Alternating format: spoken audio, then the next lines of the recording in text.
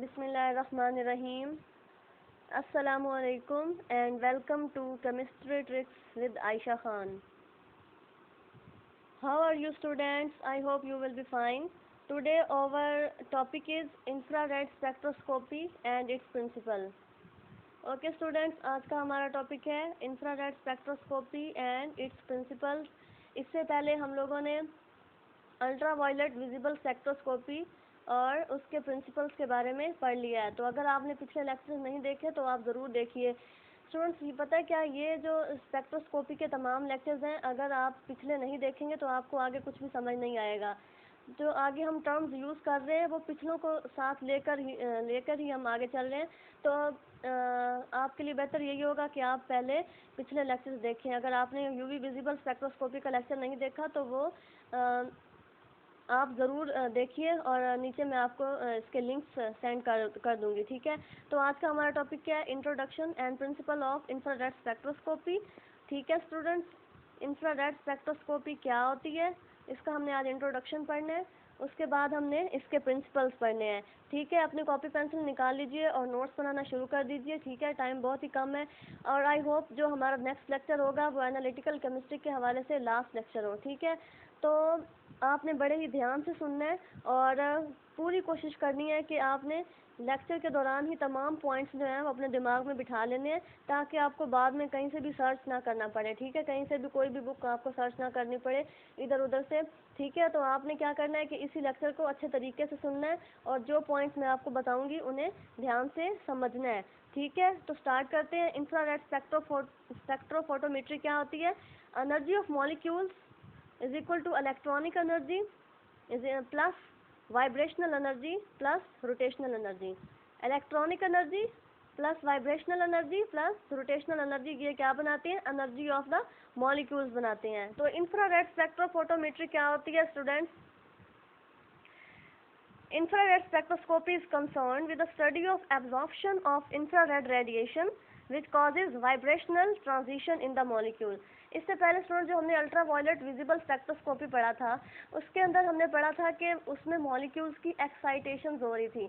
जो हमारे एटम्स थे जब भी हम उनके अंदर यूवी विजिबल जो रेस थी वो उनके अंदर से पास करवाते थे, वो क्या हमारे जो कंपाउंड्स थे वो क्या एनर्जी को अब्जॉर्ब करते थे और उनके जो एटम्स हैं वो from ground state to excited state की तरफ मूव करते थे. वो एक्साइटेड होते थे, एक्साइटेड स्टेट में आ जाते थे. लेकिन जो हमारी इंफ्रारेड स्पेक्ट्रोस्कोपी है इसमें बिल्कुल भी ऐसा नहीं है. ठीक है.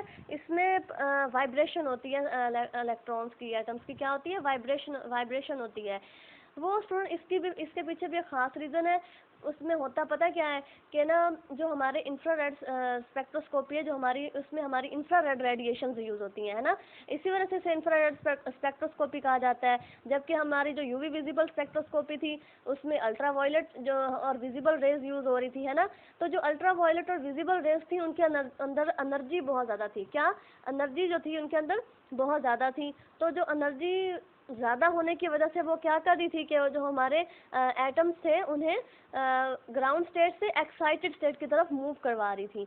लेकिन इंफ्रारेड जो रेडिएशंस हैं इनकी एनर्जी लेवल बहुत कम होता है. ठीक है. तो ये मॉलिक्यूल्स एटम्स को क्या करती हैं? एक्साइटेड तो नहीं करवा सकती लेकिन क्या करती हैं? ये वाइब्रेशनल और रोटेशनल उनकी एनर्जी को चेंज कर देती हैं. ठीक है. तो जब भी हम इंफ्रारेड जो रेज हैं उन्हें पास करवाते हैं फ्रॉम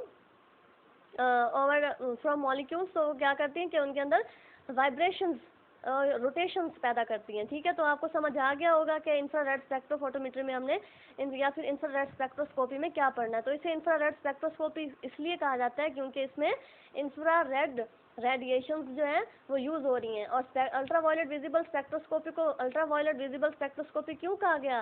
क्योंकि उसके अंदर ultra violet and visible rays use हुई थी. ठीक है. उसके बाद मैंने आपको बता दिया कि इन दोनों का एनर्जी लेवल बहुत ही उसमें डिफरेंस होता है. हमारी जो यूवी विजिबल रेज थी उनके अंदर क्या थी कि एनर्जी जो थी ज़्यादा थी, वो इलेक्ट्रॉन्स में जो हमारे एटम्स थे उनके अंदर एक्साइटेशन करवा रही थी. जबकि जो इंफ्रारेड है ये क्या कर रही हैं, ये वाइब्रेशंस पैदा कर रही हैं।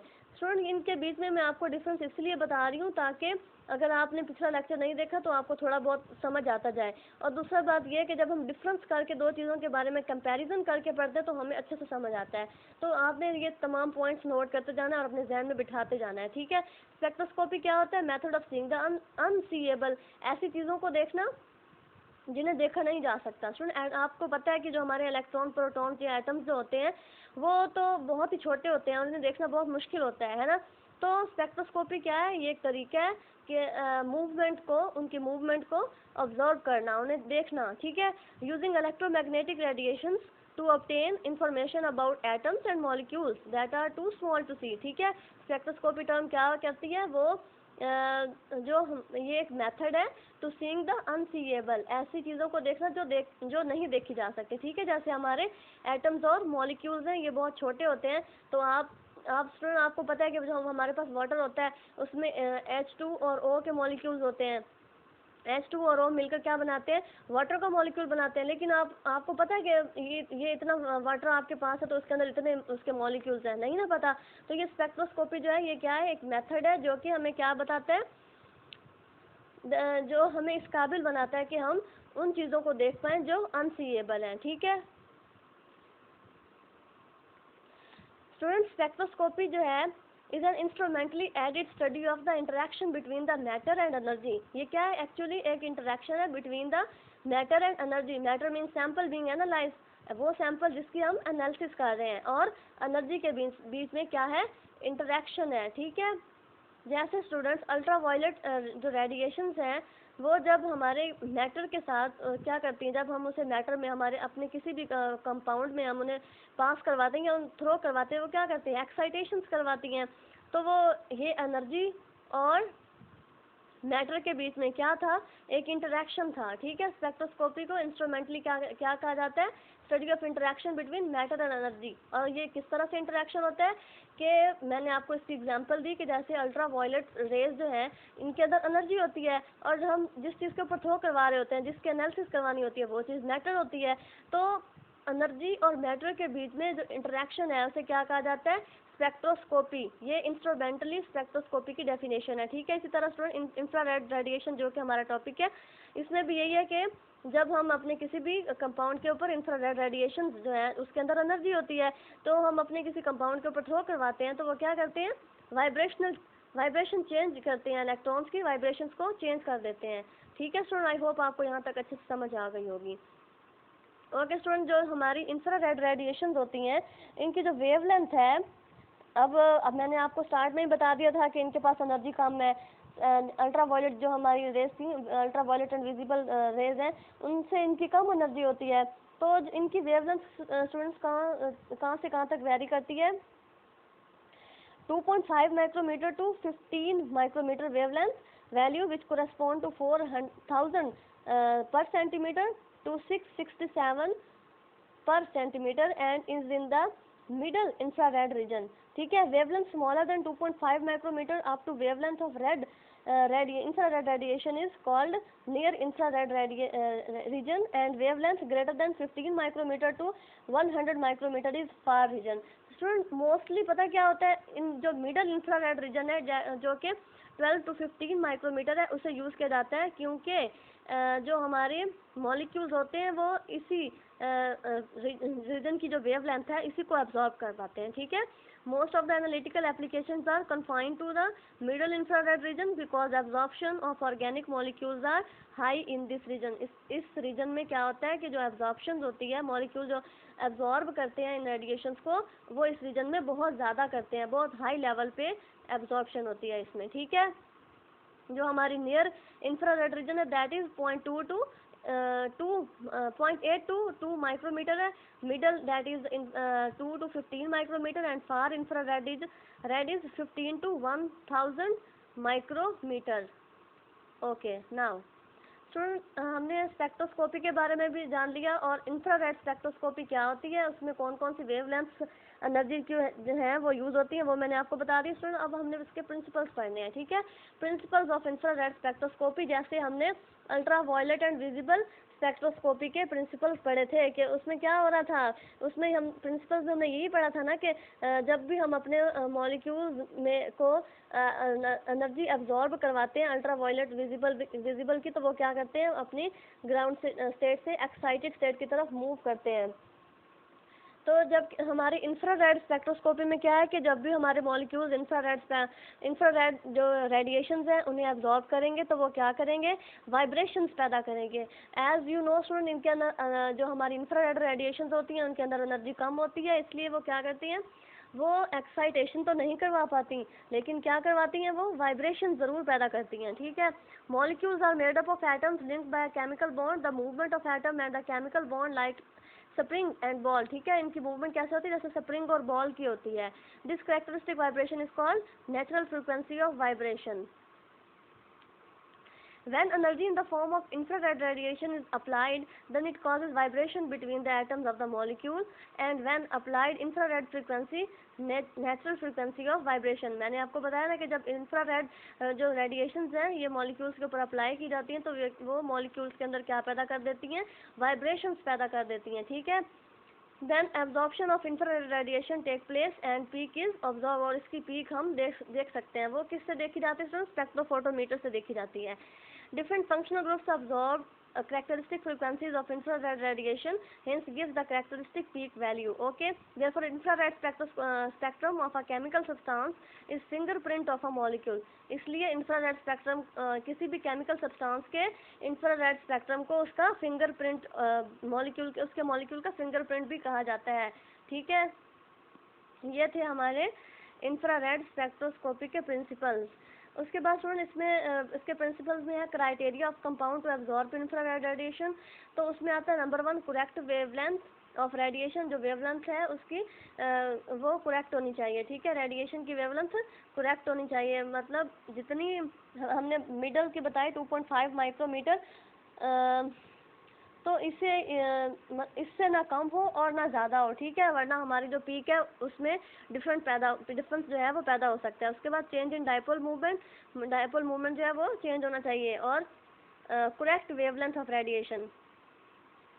नंबर 1 पे हम क्या पढ़ेंगे, करेक्ट वेवलेंथ ऑफ रेडिएशन। उसके बाद हमने चेंज इन डाइपोल मूवमेंट पढ़ना है। A molecule to absorb infrared radiation, the natural frequency of vibration of some part of a molecule is the same as the frequency of incident radiation. A molecule to absorb infrared radiation, molecule जो कि infrared radiation को absorb करता है, the natural frequency of vibration of some part of molecule is same, ठीक है, as the frequency of incident radiation. उसकी frequency same होनी चाहिए जैसे कि इंसिडेंट रेडिएशन की होती है। उसके बाद student change in dipole movement, a molecule can only absorb infrared radiation when its absorption cause a change in its electric dipole।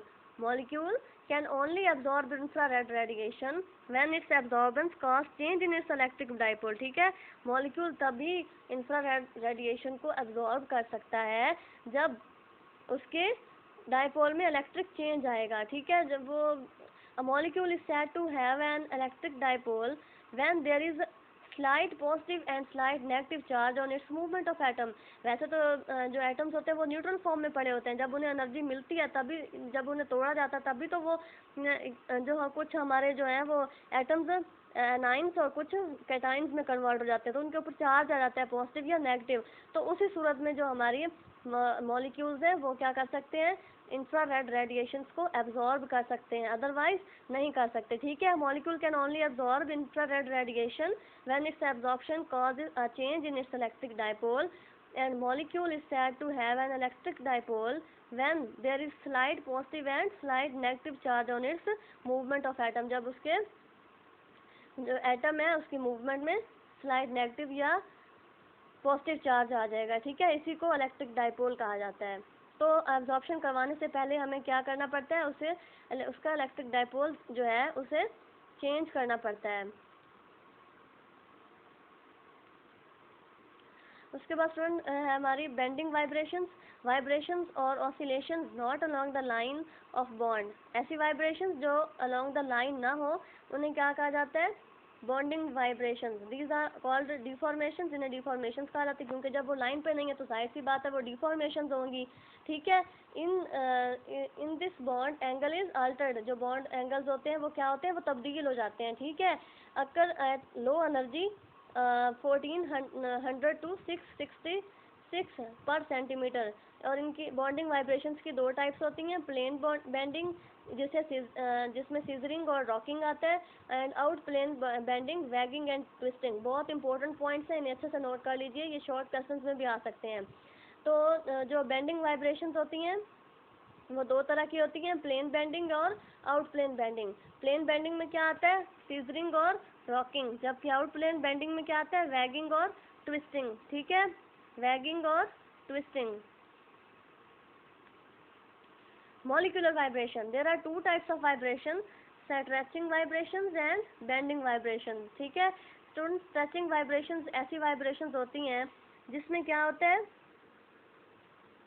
ये बहुत ही इंपॉर्टेंट प्रिंसिपल है इंफ्रारेड स्पेक्ट्रोस्कोपी का, कि जो हमारी स्ट्रेचिंग वाइब्रेशंस होती हैं उसमें क्या होता है,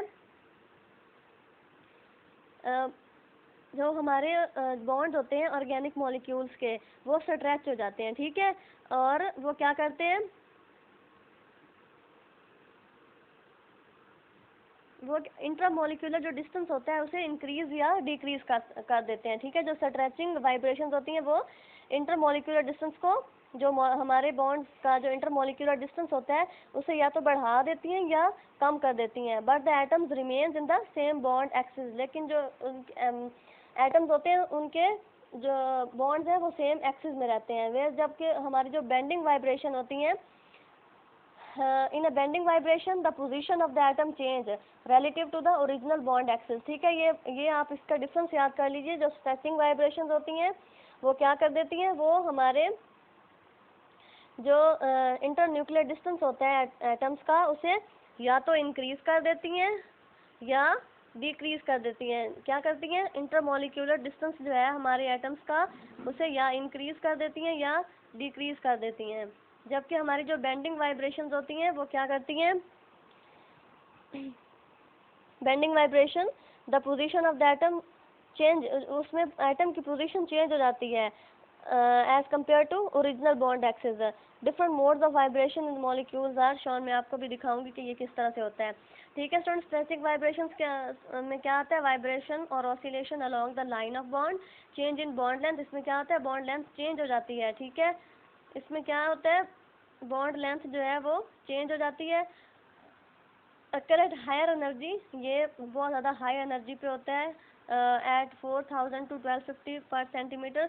और इसकी दो टाइप्स हैं, सिमेट्रिकल स्ट्रेचिंग और एसिमेट्रिकल स्ट्रेचिंग।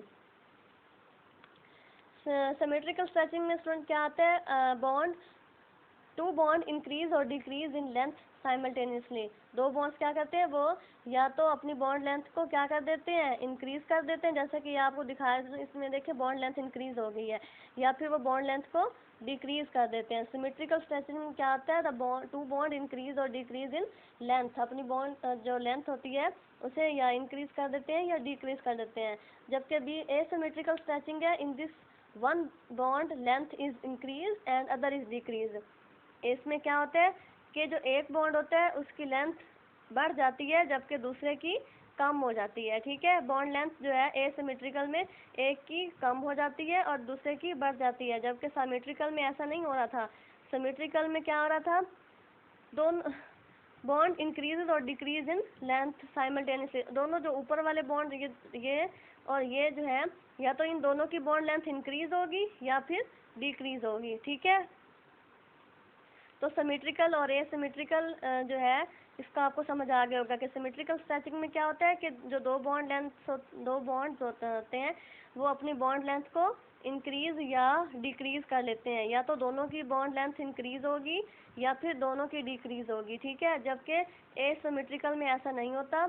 एसिमेट्रिकल में क्या होता है, एक जो हमारा बॉन्ड है उसकी जो लेंथ है वो इंक्रीज होगी जबकि दूसरे की डिक्रीज होगी। मतलब ऑपोजिट होंगे आपके एक दूसरे के, ठीक है। उसके बाद स्टूडेंट नंबर 2 पे है बेंडिंग वाइब्रेशन। पहले हमने स्ट्रेचिंग वाइब्रेशंस पढ़ी, उसके बाद अब हमारी क्या है, बेंडिंग वाइब्रेशंस हैं। स्टूडेंट हमने पढ़ा कि जो हमारी स्ट्रेचिंग वाइब्रेशंस थी उनके अंदर क्या होता है, इंटरन्यूक्लियर डिस्टेंस जो है वो इंक्रीज या डिक्रीज हो रहा था, लेकिन एटम जो है वो अपने एक्सिस में ही मौजूद था। लेकिन इसे आप ये ऐसे याद कर लीजिए कि जो बेंडिंग वाइब्रेशंस होती हैं उसमें क्या होता है, जो पोजीशन ऑफ एटम है वो चेंज हो जाती है, जबकि स्ट्रेचिंग वाइब्रेशन के अंदर ऐसा नहीं हो रहा था। स्ट्रेचिंग वाइब्रेशन के अंदर एटम की पोजीशन वही रहती है, वो अपने ही एक्सिस में रहता है, बस उसकी बॉन्ड लेंथ इंक्रीज या डिक्रीज होती है। जबकि बेंडिंग वाइब्रेशन में क्या होता है कि जो एटम होता है वो अपनी पोजीशन को चेंज कर लेता है, अपने एक्सिस से दूर चला जाता है, डिफरेंट मोड्स, ठीक है। इसमें क्या होता है कि जो एटम है उसकी पोजीशन जो है वो चेंज हो जाती है। वाइब्रेशन और oscillation not along the line, these are called deformations in this bond angle is altered, ठीक है। बॉन्ड एंगल जो है वो तब्दील हो जाते हैं। अक्कर दैट इसमें एनर्जी स्टूडेंट देखें कितनी यूज़ हो रही है, 1400 to 666 पर सेंटीमीटर, ठीक है। इसकी भी दो टाइप्स हैं, प्लेन बेंडिंग, सीजरिंग, रॉकिंग, और आउट प्लेन बेंडिंग में क्या क्या आता है, wagging and twisting. Plane bending में क्या आता है, सीजरिंग और रॉकिंग, और आउट प्लेन बेंडिंग में क्या आता है, वैगिंग एंड ट्विस्टिंग, ठीक है। इसे अच्छे से याद कर लें कि जो हमारी बेंडिंग वाइब्रेशंस हैं वो दो तरह की हैं, plane bending and out plane bending. Plane bending and out plane bending, plane bending में क्या आता है, सीजरिंग और रॉकिंग, और आउट प्लेन बेंडिंग में क्या आता है, wagging and twisting. Now rocking क्या होता है student, movement of atom take place in the same direction. Rocking क्या है, इसमें क्या होता है कि एटम्स की मूवमेंट सेम डायरेक्शन में हो रही है, सेम मतलब एक ही डायरेक्शन में एटम जो है वो एक ही तरफ घूमते जा रहे हैं, ठीक है। जबकि सीजरिंग में क्या होता है, this is in plane bending, in plane bending two atoms approach each other, bond angles are decrease. इसमें क्या होता है, बॉन्ड एंगल्स जो है वो डिक्रीज हो जाते हैं, ठीक है। ये था हमारा सीजरिंग और रॉकिंग। ओके स्टूडेंट्स, उसके बाद हमारी आउट प्लेन बेंडिंग है, इसमें आता है वैगिंग और ट्विस्टिंग। वैगिंग में क्या होता है, two atoms move to one side of the plane, दोनों एटम्स क्या है एक ही साइड पे मूव करते हैं, ऐसे दोनों एटम्स क्या कर रहे हैं, एक ही साइड पे मूव कर रहे हैं, they move up and down, और ये अप एंड डाउन मूव कर सकते हैं। ट्विस्टिंग में क्या होता है, one atom move above and the plane and the other atom move below, एक एटम जो होगा वो ऊपर की तरफ मूव कर रहा होगा, जबकि हमारा दूसरा एटम होगा वो नीचे की तरफ मूव कर रहा होगा, ठीक है। ये होते हैं हमारी ट्विस्टिंग, ठीक है। वैगिंग में क्या होता है, two atom move to one side of the plane, they move up and down the plane, and the twisting, one atom move above the plane and the another atom move below the plane, ठीक है student. I hope आपको इसके अच्छे समझ आ गई होगी। आज का हमारा लेक्चर थोड़ा सा लेंथी हो गया था, लेकिन इसमें स्टूडेंट कुछ भी मुश्किल नहीं था, बस आपने समझना था। अगर आप फोकस होकर आपने लेक्चर सुना तो आपको तमाम पॉइंट्स की अच्छे से समझ आ गई होगी, ठीक है। इसमें कोई चीज़ भी मुश्किल नहीं है। और उसके बाद स्टूडेंट हमारा बी पे आता है आउट प्लेन बेंडिंग, इसमें हमने पढ़ लिया वैगिंग और ट्विस्टिंग, ठीक है। तो अगर आपको आज के लेक्चर में किसी चीज़ की भी अगर समझ ना आई हो तो अव्वल तो आ गई होगी, क्योंकि मैंने बहुत अच्छे से पॉइंट्स स्टूडेंट बना के आपके सामने रखे थे, बहुत ज़्यादा मेहनत लगी थी। तो मुझे यकीन है कि आप इन पॉइंट्स को देखकर याद कर लेंगे, और मुझे यकीन है कि आपको ये लेक्चर अच्छे से समझ आया होगा। अगर फिर भी कोई मसला हो तो आप ज़रूर कमेंट कीजिए, ताकि आपके तमाम डाउट्स को क्लियर कर दिया जाए। नेक्स्ट लेक्चर तक के लिए अल्लाह हाफिज़, अपना बहुत ज़्यादा ख्याल रखिए, और केमिस्ट्री को ज़रूर पढ़िए, ठीक है। दिन में अगर 10-15 मिनट भी आप 10-15 मिनट का एक लेक्चर भी आप सुन लें तो आपको बहुत अच्छे से केमिस्ट्री तैयार हो सकती है। और हमारा एनालिटिकल केमिस्ट्री का ये तकरीबन स्टूडेंट सेकंड लास्ट लेक्चर था, हो सकता है कि इसके बाद हमारा लास्ट ही लेक्चर हो। लेकिन अगर आपको एनालिटिकल केमिस्ट्री के किसी भी लेक्चर में जो मैंने आपको पढ़ा दिए हैं, जो आपके सिलेबस में थे, उसमें कोई भी मसला हो तो आप ज़रूर कमेंट में लिख दीजिए, ठीक है। कमेंट में शेयर कर दीजिए, ताकि जितने ज़्यादा आप कमेंट करेंगे, जितने आपको अगर कोई प्रॉब्लम्स होंगी या आपको डाउट्स जितने ज़्यादा होंगे, तो मैं उन डाउट्स पे अलहदा से वीडियो बना दूंगी, ठीक है, और आपके तमाम डाउट्स को क्लियर कर दूंगी। और स्टूडेंट्स, ये जो मैंने आपके सामने स्लाइड्स की फॉर्म में जो पॉइंट्स रखे थे, ये बहुत ही इंपॉर्टेंट थे, इन्हें आपने अच्छे से याद करना है, और अगर किसी चीज़ की समझ ना आए तो आपने ज़रूर डिस्कस करना है, ठीक है। और मज़ीद वीडियोस के लिए न्यू जो मैं केमिस्ट्री के हवाले से बनाऊंगी, तो उन्हें देखने के लिए आप मेरे चैनल को सब्सक्राइब कीजिए, ठीक है। और अल्लाह हाफिज़, thanks for watching and best of luck.